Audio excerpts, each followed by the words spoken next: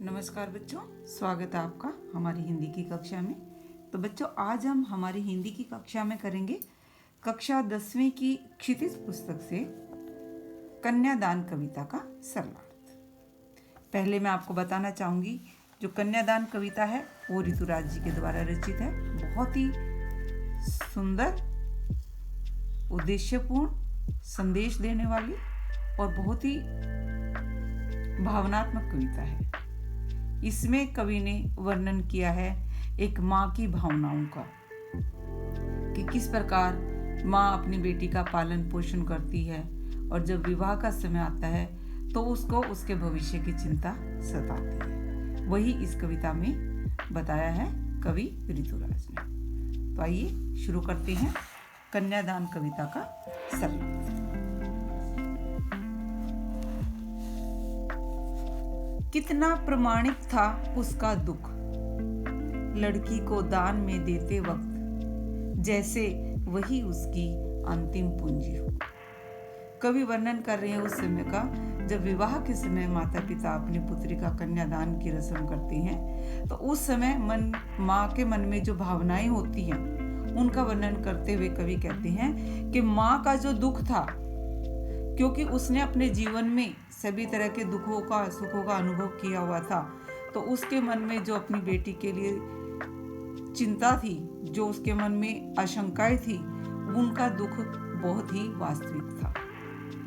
लड़की को आज अपनी बेटी को दान के रूप में देते वक्त माँ को ऐसा लग रहा था कि मानो वो अपने जीवन की जो सारी जमा पूंजी है वो किसी को दान में दे रही है। देखिए, यहाँ पर कवि ने बहुत ही अच्छा उत्प्रेक्षा अलंकार का प्रयोग किया है कि मानो अपनी अंतिम पूंजी का ही वो दान कर रही हो।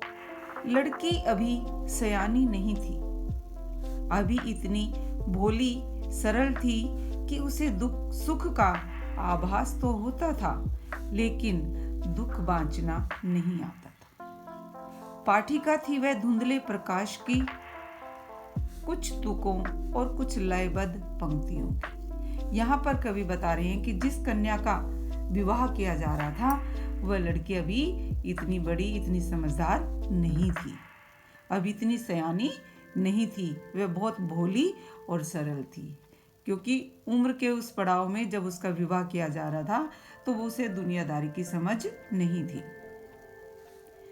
कि उसे सुख का आभास तो होता था, लेकिन दुख बांचना नहीं आता था।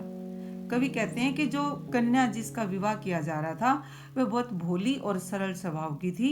उसे जीवन के सुखों का हल्का सा आभास तो था, कि जीवन में जो सुख आते हैं, जो सुख दुख आते हैं, उनका एहसास था, लेकिन जीवन में जो आने वाला दुख है, कष्ट है, वो बांचना नहीं आता था। बांचना अर्थात पढ़ना, कि अभी उस बच्ची को, उस लड़की को जीवन में जो सुख दुख आने वाले हैं, जीवन की जो समस्याएं हैं, उनको पढ़ना नहीं आता था। पाठिका थी वे धुंधले प्रकाश की, कुछ तुकों और कुछ लयबद्ध पंक्तियों की। कवि कह रहे कि जो कन्या थी, जो लड़की थी, वो इस प्रकार उसकी भावनाएं थी कि उसे एक हल्का सा, जिस प्रकार एक धुंधले प्रकाश में कोई कविताओं की पंक्तियां पढ़ रहे हैं, इस प्रकार का आभास था। कहने का भाव ये है कि जो लड़की थी उसे जीवन में आने वाले सुख दुखों का आभास था, लेकिन जीवन में आने वाली जो समस्याएं हैं, जो ऊंच नीच आती है जीवन में, उनके बारे में उसको कोई भी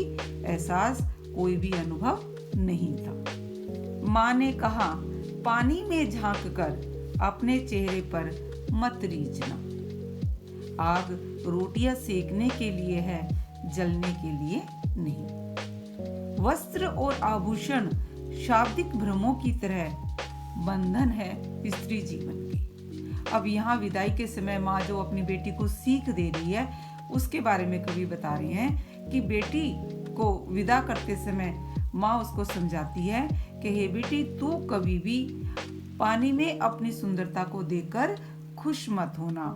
कहने का भाव ये है कि कभी भी, कहते ना, महिलाएं अपनी सुंदरता की प्रशंसा सुनकर वो भावनाओं में बह जाती है।